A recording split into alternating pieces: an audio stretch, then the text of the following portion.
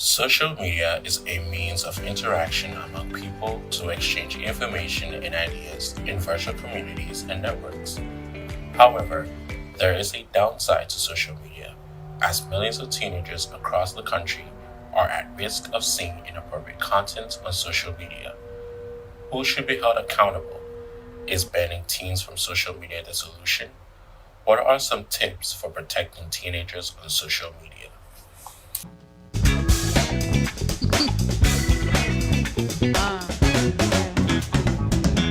Good afternoon, ladies and gentlemen, and welcome to another episode of Tech Connect.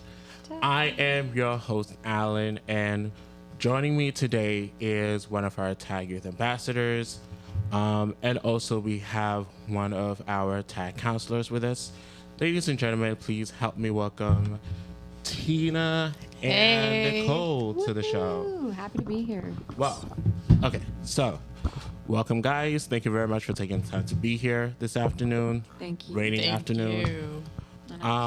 Heard about the delays. Oh yeah, so it's been a bad day. It's been a bad day, very bad day. Not a good start to the day, but I made it safely here. So let's get into it. So, a couple of things have been going on, in the news, in media. So first things first, I just want to talk about the something that I've been hearing about, regarding social media in the news. So recently, there's been a talk of banning teenagers from social media.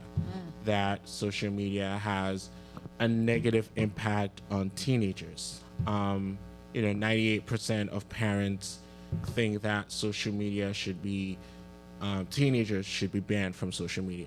So as people who actually spend your times on social media, do you think that it is necessary for, instead of monitoring their kids' usage of social media, should they ban teenagers from social media?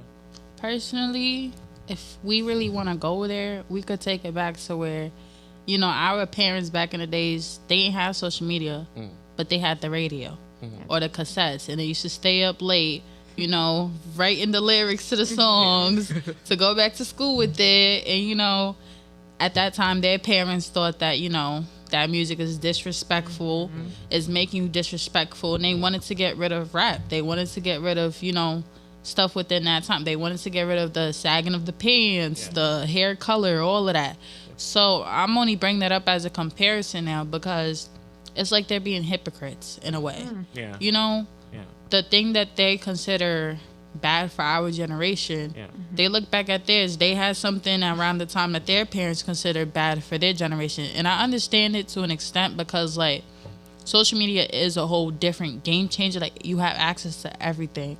There's nothing that's in disguise. Let's say you don't want your kids seeing somebody getting shot.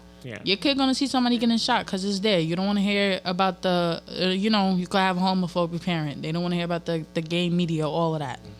It's gonna be there. It's there, and it's like it's beneficial in a way too, because like your kid is more open, but then you got some kids that they're very closed-minded, so where they get easily influenced, and I feel like that's what they're afraid of, which is why they're like, let's just ban it. I don't want it anymore. What do you think, Nicole? I agree that some, like, especially new technologies, new trends, it's always usually rejected by older generations because they're just not comfortable or familiar with it. So I understand that for sure. I haven't had social media for almost 5 years now. I deactivated my why accounts. you be looking so happy all the time. It is honestly like been one of the best things for my mental health, because I'm not in a state of like constant comparison, and trying to keep up with all of the new trends, because it's just not something that's on my radar or something that I'm worried about. But with kids especially, like, kids are impressionable. They're sticky. So anything that you throw at them is going to stick to them. So it's one thing to have like people thinking about, like, I think about like body expectations for women, for example. And you have little girls who are thinking that, oh my gosh, since I have access, I see what people are doing, what people are wearing, what diets they're on, what they're doing to change their bodies. Whereas if you weren't on social media, you might not think about that. So it's a good to have conversations about those things, but since you don't have, if there isn't regulation there, if there's no one to kind of guide you and tell you like, this is a good thing, yes, this is a bad thing, this is something you should do, this is something you don't have to do anything about. That's why I think like parents are important. I don't think definitely. I don't think you can get rid of it though. Because the mind, especially the way I think of the child's mind, well, of course, it's a brain. Yeah. You think of meat is very tender. You put a seasoning within the meat, you know, it gathers all that to create the flavor. Yeah. But I compare that because you put all of the publicity and all of the, you know, public stunts and whatever that's happening within our time right now into a child's mind while they're developing, it does get in the mix. And it's like they're stuck in this way, like you said, the body expectations within this generation is crazy. You got people to where they haven't even hit, at least from a female perspective, they have not hit 20 yet, and they're already out there going to go get a BBL. You got kids, and mind you, it's not now though. You got from years back. People didn't even hit 16 yet. As soon as they hit 16, oh, I'm gonna go get a nose job. My daddy's gonna pay for my nose job. You know, you see it in the movies. It's thrown in our face all the time. And it's like, what did they honestly expect? If it started from ever since then, of course it's gonna get, you know, way more advanced in a way, not advanced in a good way though, but like to where it just seeks into the mind even more, and it just spreads out within. But what do you think, Alan? Well, I mean, I think that you know, teenagers spend social media, and you know, it has a way of influencing kids because, like Nicole said, you know, kids are sticky and they learn a lot from what they see. And I mean, I think that, you know, like you said, you know, with media, you know, because when we look back to our parents, they didn't have social media, they didn't have Facebook, but they did have the radio, they did have the television, and certain practices and certain things that that they did as children. They copied that from the radio, and they copied that from the television, especially with their cartoons. Like there's this one cartoon, it's with a cat and Tom and Jerry. No, not Tom and Jerry, it's kidding. A different one. It was on Cartoon Network. But when I look back at that cartoon, Cowardly Dog. Yeah. I was like I was trying to think of the name of it. When I look back at that cartoon, like that cartoon, I feel like it was mainly made for people that, you know, they got a little bit of ADHD in them. But they address most of the cartoons that they showed our parents back in the days, you know, through that. Like and now I feel like because it's more directed in our face instead of sending subliminal messages, they're a little bit more afraid that their child is being, like I said before, exposed to early. Influence. Yeah. Okay. So, which brings us back to my other question. Were you going to say something, Nicole? I think another concern about it is like privacy. And like being able to learn information. And is it okay for these giant media companies to have so much information about kids? And if these platforms are all free, technically, like I can download Instagram and I can get an Instagram, where their revenue is coming from, where all their money is coming from, is from selling people's data and allowing advertisers to come in. They learn things about the behaviors that you have, how long you take to look at a picture, what kind of pictures you're looking at, what are you looking at, and they target ads for kids. There's like plenty of news stories about like kids who find things on social media and spend thousands of dollars from an Amazon cart or something like that. That's very true. And so you have, and they're building like brand loyalty too, from a very early age. It's what the tobacco companies did. It's like, let me give candy cigarettes to kids so that they think it's cool. So when they grow up, they're gonna smoke Camel cigarettes. And since it's addictive in a lot of ways, kind of like nicotine is, because that's still a problem. Yeah, and right now what's being pushed is, like you said, back in their days it was the cigarettes and it was the crack cocaine. Yeah. Now these days you have it to where the nicotine, of course, the little Like vaping. pod, Yeah. that, and then you got it to where you got the mini bears with 1% of alcohol is being pushed, and then you also have it to where it's the, I'm not homophobic, but you have it to where you got the homophobia, and then the people that support it to like a very large extent. Yeah. And it's like, you got it to where you have kids that are barely even old enough to even know how to tie their shoe, are sitting here saying, oh, I was born a male, but I'm a female, or I'm non-binary. Like, it's just that agenda that's being pushed, all these agendas. It is making the world kind of like a, I don't know, scary place for a kid to grow up. Yeah, and I think it's like, when it comes to like gender issues, I think it's less about like what someone is or isn't. It's like having to think about like your sexuality at like such a young age, because it's whether it's homosexual or heterosexual, like that's not something that like a 6-year-old should be worried about. Like, granted, gender identity is another thing, they're but pushing that so much, but like though. sexuality is not Like, something when I was 6, I wasn't worried about if I like a boy or a girl. I was worried about running the fastest in my class, like, so I just feel like that's a lot. That's the reason why parents also want to ban social media, which is understandable to an extent, depending on, because they consider the whole community toxic, when it's just like certain minorities and certain majorities within. Yeah. Because, they... polarizing. Yeah. Yeah. Okay. Yeah. What do you got, Alan? Yeah. I mean, I totally agree with you. So I just kind of want to go back to what Nicole said about these companies. So one of the things that's really big going on right now is that they're now creating news media laws where you can actually sue a company. Basically, like, you can actually sue like Instagram, you can sue Facebook. If, Hold them accountable. Yeah, like you can just hold them accountable because they somehow are responsible for all these uploads of videos, contents on social media. So do you First think of all, I'm just not hearing about this. Yeah. Wait, actually, no. Because what's happening right now is MGM or something, I think, the music media. Yeah. They took half of their music off of TikTok. Yes. Because of profit reasons. Yeah. Copyright. Yeah. Yeah. So do you think that these social media companies should be, or the social media industry should be held responsible for the fact that, these kids are seeing all these contents on social media?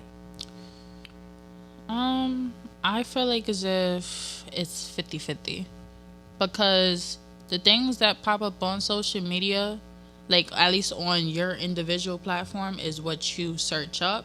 And basically they go based off of what you're interested in from everything else within but at the same time, they should be held accountable when it comes to, like, you could tell if it's a kid or not. Y'all monitoring so much things. If you see them watching cartoons, but then you see them hopping on there, searching up certain things, you automatically, it should be restricted, but then you got it to where they lie about their age. So it's just like a circle around. Yeah. It's hard to do any kind of like lawsuits, taking legal action against something that's so it's not a very concrete thing. You're talking about like the negative effects that it has on kids, and that's not really something that you can litigate. Like, you hold someone responsible for. You can hold them responsible for the content. And what's hard is that when you're an open platform, the content is created by the users, not the corporation itself.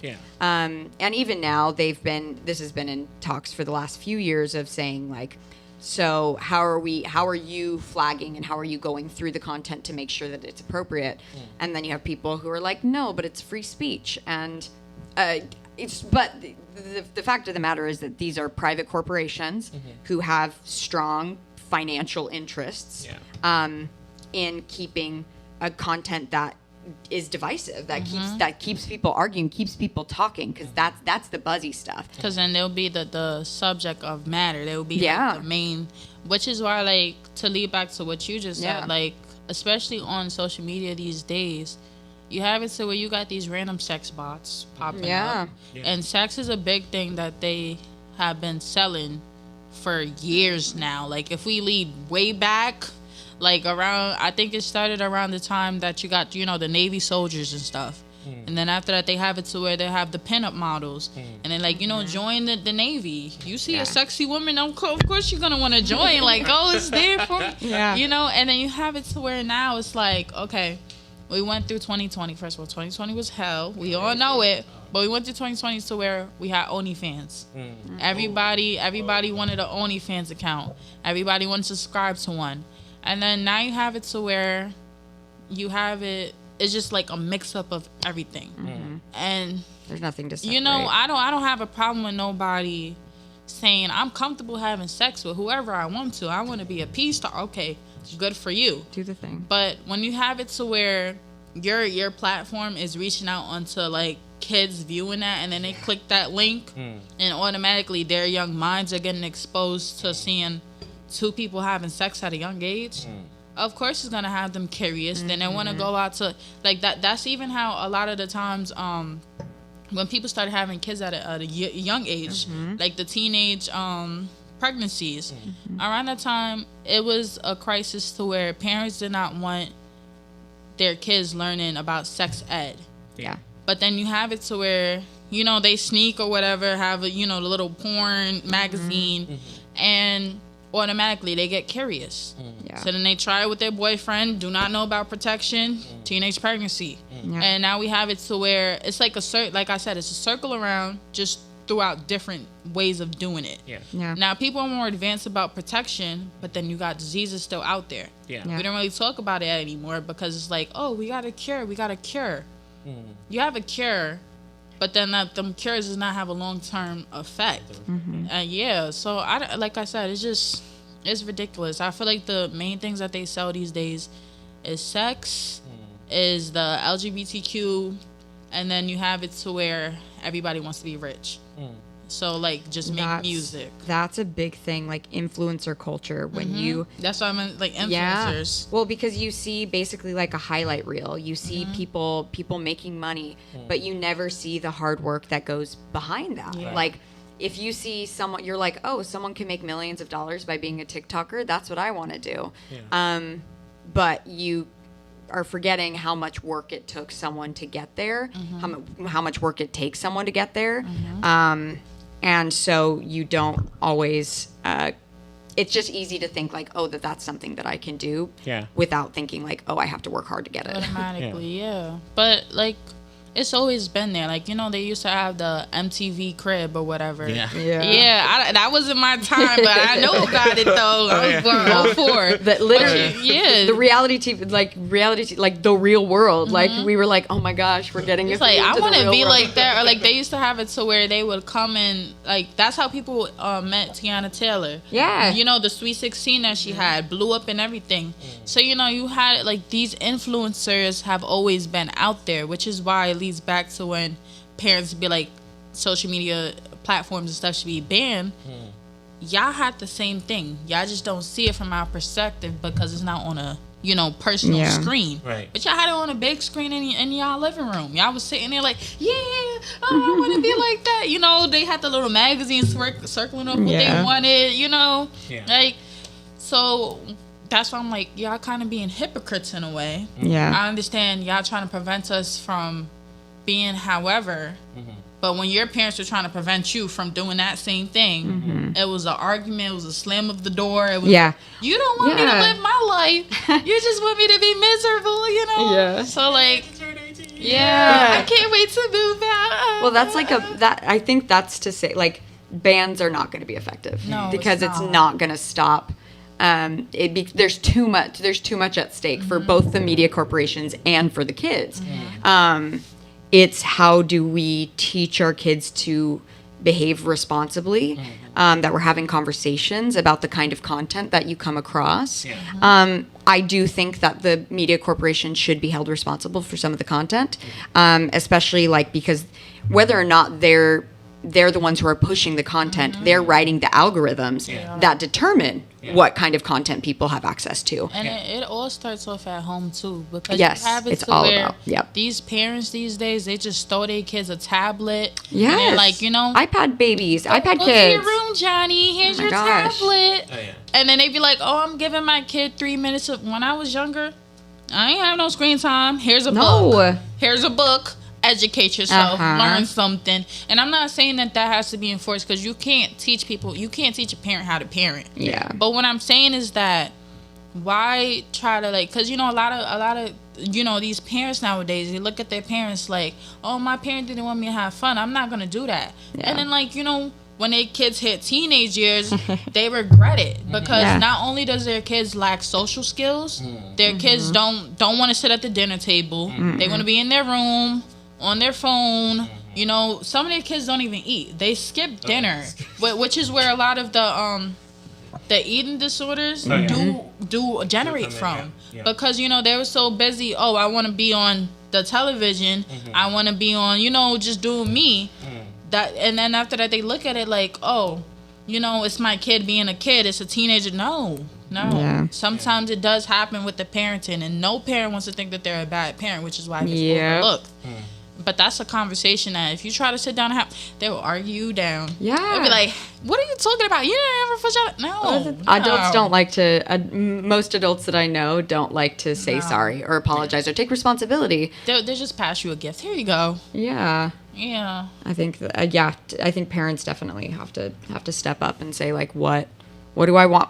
You have to be the in between. You have to be able to say, okay, this is what my kid should have access to, should not have access to, but like general legislation like for it. Yeah. It's not something you much can so. attack from an institution. And I level. understand every parent wants to hand their child the world. Every parent wants to give their child what they never had. Yeah. Yeah. But you gotta question yourself. How far am I willing to go? How far, like, how many boundaries am I willing to, you know? To make. Yeah, you know. And it's just sad, especially with these kids that are growing up now. Like, when you see them and stuff. Like, I remember I was watching a kid on the train or whatever. His mom was pregnant. He was standing. No, he was sitting down. The mom was standing. For one, it should be the opposite way, if I'm being so honest with you. Yeah. And then, you know, he threw his bag on the seat and he just whipped out his tablet. The Yeah. mom's talking to him. He's just busy laying down with his tablet. And, you know, the mom's like, sweetie, like, this soft parenting thing, I don't bash Yeah. it. But, like, cut the crap. Cut the Yeah. crap. It's not working. It's not enforcing nothing. And then your kid goes to school and the teacher's got to deal with it. The teacher's got to parent your child. And then you come back. The teacher say something to you. You make a whole TikTok and a whole Yeah. Instagram post about it, and then you flip everything when you're the issue. You're the issue, Yeah. and your child's the issue. But you talk about it to them. You're bashing how I parent, and that's not the case. Like, some of these kids are just too disrespectful. You know, we have it Yeah. to where we told our parents, we could tell our parents off. Yeah. And the difference is that type of disrespect. We would never put our hands on our parents. Oh, yeah. Never, you know. But you got to where they don't care. They'd be like, "Mommy, you're a B. Give me my tab." Like, I literally Yeah. heard that before. I'm like, Yeah. that's ridiculous.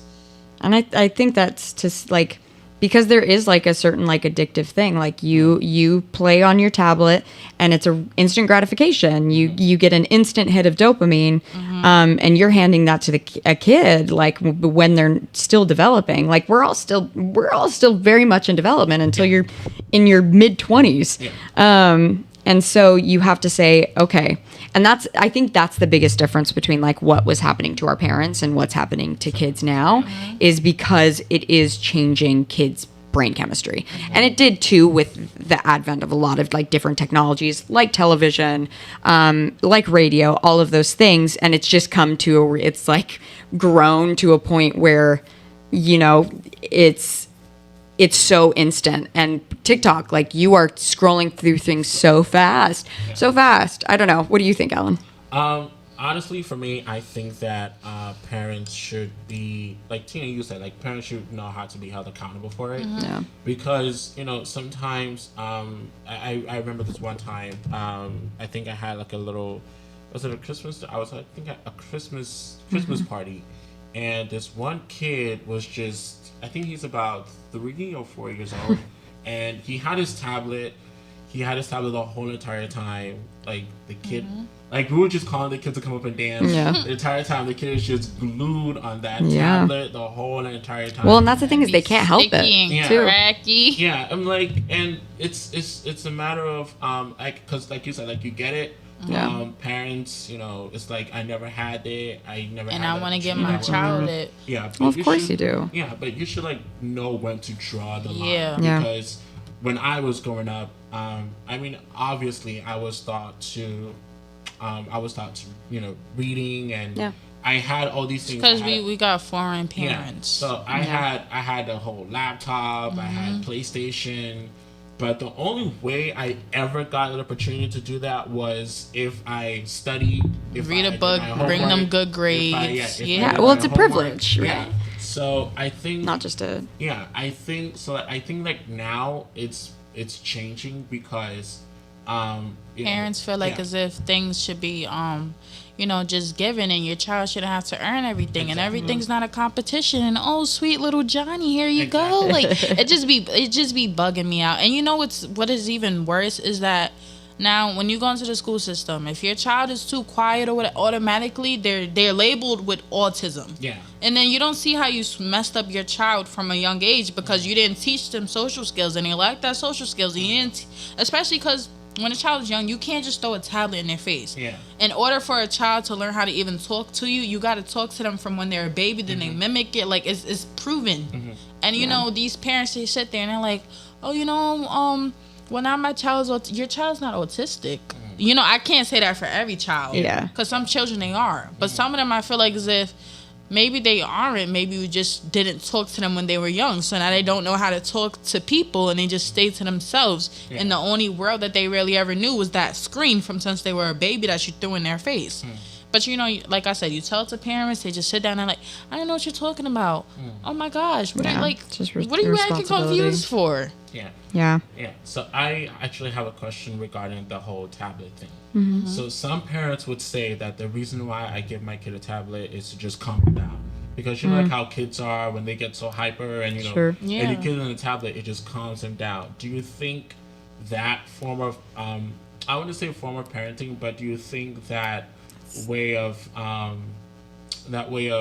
raising or teaching your kids? It's horrible. Do you think that is like a valid It's way? horrible. Because some parents would say, "Oh, he's so hyper," but when I Yeah. give him the tablet, he calms down. In my opinion, it's like, why even consider yourself a parent if you can't handle your children's emotions Exactly. and you gotta throw them a tablet or a phone instead? Like, Yeah. at this point, it's not to bash anybody, but I'm just saying, like, you can't consider yourself a parent if you can't even handle your child's emotions. Yeah. Well, and it's not even just like about you being able to handle that as a parent. It's that if they know that if they throw a tantrum, they're going to get their tablet, that's going to encourage them to Throw a more tantrum tantrums. even more. So as a parent, you have to know how to teach effective coping skills. Like, and if you keep putting a Band-Aid on like a gushing wound, it doesn't matter how many Band-Aids you put in. You have to figure out a way for it to clot. You have to give kids the proper coping skills so that instead of like a tablet or any kind of media really becoming a Band-Aid or like trying to solve a problem, it's just like a cherry on top. You know how to deal with your problems. It's just something you can do that brings a little bit of joy, Yeah. a little bit of extra joy to your And life. it's crazy to me because then, okay, you have it, like, to lead back up to the school thing, like you just said. Okay, they hand the child a tablet. If the child is used to being handed a tablet at home, when they get to school, you cannot bring electronic devices. It's automatically like you can't have it there. And if you do have it there, the teacher does not want to see it. You could probably get on your free time, whatever. So you know what the child's gonna do? The child's gonna go in, give the teacher a tantrum, hit the teacher. You even have it to where the kid went in and shot the teacher. I'm not saying it correlates to that, but that it could be a part of the reason as to why the kid even came in with a gun and was like, I'm gonna shoot the teacher, because now the kid's not getting their way. Yeah. Then you have it to where the kids are labeled with behavioral issues and stuff, but it's not even to where you could put them in their own section anymore, like, you know, the IEP class, because now everything's blended in. Then you have kids who at a young age, and their households was different. They didn't grow up with no tablet. Not everybody still grows up with a tablet. Exactly. And then That's they're also true. mixed in with those kids, and then are they really getting a proper education? I'm not saying to segregate or, you know, but I'm just saying it literally starts off with the household. And then you have it to where all these soft parentings and all of it, it's not effective. If anything, is making the kids worse, is lowering their brains. Like, you could sit down with a middle schooler right now and try to have an intellectual conversation with them, and they're like, oh, did you hear the TikTok sound? No. Oh, you want to do a TikTok? Oh, did it, like, what, girl? I just asked you what 1 + 1 is, and you're gonna break up a TikTok? Yeah. Like, come on now. Well, and it's Like- being able to like think critically about things. Yeah. Like, because you have so much information like at your fingertips, you have to be taught how to use that information. It's not about just like having access to it, because everyone has now, have so much access to information. I find like the hardest thing is getting someone to use it in the right way, because it is so valuable that we forget. you were just teaching me how to use Yes. the sheets. Well, and that's the thing. It's so useful. Yeah. But you have to know how to use it properly and how to use it as a tool. And that's the thing. That's what I've come to be like for my personal beliefs about social media, is it has to be a tool and not just a feed, And because then- they can't be like feeding you. Most definitely. And then we could also lead it back to the current issues. Like, I feel like with our generation from the 2000s Yeah. to whatever, like, we didn't grow up like how these kids are now, because we were just in the mix of it. Yeah, We were social all, media. getting accustomed, adjusted, or Yep. whatever. So, like, I'm not, we're different from that. 'Cause it's- If what is it? anything, most of us right now, if I'm being so honest with you, we're either depressed or happy. So, like, it's in between. But then you have it to where these kids growing up, not only are they confused about their emotions because they lack, you know, them skills to just express how they feel, because they're so busy pacified with Yeah. a tablet or a here you go, stop crying, I'll give you a Yeah. cookie, like, you know. And it's like, not every behavior needs to be awarded, because as them kids get older, they will be a menace to society. Like, I'm telling you right now, Yeah. they're those kids that be walking into them schools with the guns, Yeah. because they didn't get their way, or a teacher spoke to them wrong, Yeah. or a teacher said you can't do this. And then not only are those type of parents, the way that they parent, jeopardizing Yeah. all those other 500, 600, Yeah. whatever, so kids, you're jeopardizing your own future. Yeah. Because then, let's say if you tell your kid one day, oh, what? You don't think that your child will pull a gun up to you or harm you or talk to you disrespectfully in any type of way, because you let them from a younger age get away with every single thing that they did? Yeah. Like, I don't consider it soft parenting. I consider it very, very Poor. stupid. It's just poor.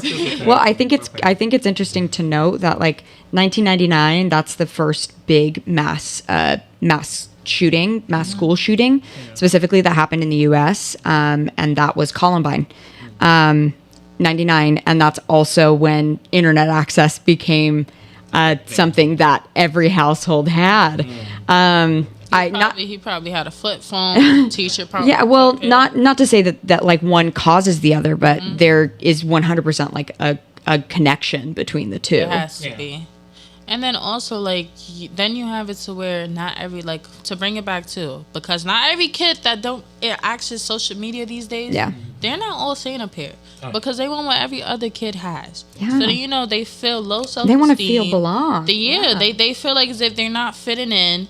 And I understand why the parents are doing it. Like I said, it's just like a sinking hole that just keeps sinking and sinking. And it's like, I don't know. Like, even right now, they have it to where in the schools, mind you, my high school that I grew up in, we have phone lockers. Oh. You lock your phone outside of the school. You come up into the school and you get your phone whenever you're leaving. That's crazy. So, and I feel like it was very beneficial in a way, Yeah, because I agree. it really did build our social skills. Everybody knew everybody. Yeah. That's one. Nobody felt left out. Even if you was the weirdo of the school, shoot, you still got a friend. Yeah. You know, it wasn't your regular high school to where, oh, you got your bullies and you got this. And no, it wasn't like that. Yeah. And I'm not saying, oh, let's do that for every school. Because, you know, some parents won't approve. Oh, what if there's danger? But I'm saying, like, stuff like that is very beneficial. But a phone, a tablet, whatever should not even be brought into elementary school. Yeah. The only thing I would say again is that, like, as far as like determining whether or not big giant media corporations should be held responsible, I think they should, because their goal is to make money and they'll do whatever they can to exploit people to make money. And if that means exploiting children and creating brand loyalty when they're super duper young, they're going to do that because they don't really care about people. They care about numbers. But I do think it has to be. I don't think necessarily you can regulate that to the fullest extent. So it has to be a combination of like breaking down the institutions that cause like social media conglomerates to be able to make those decisions. But also, how do we as like individuals make changes in our lives so that we can use it more effectively? Yeah, and it does start off for us individually in general, but it's like, how do you let go of something that's been around for a good amount of years now? Yeah. Like, you have it, like, you know, it's just hard because I feel like it exists. It's out there. every generation, they all went through it in different ways, in different forms. It was still there. Right. Yeah. So, but I gotta go. Yes. All right. Bye, Tina. We're going to go ahead and wrap this up. Yeah.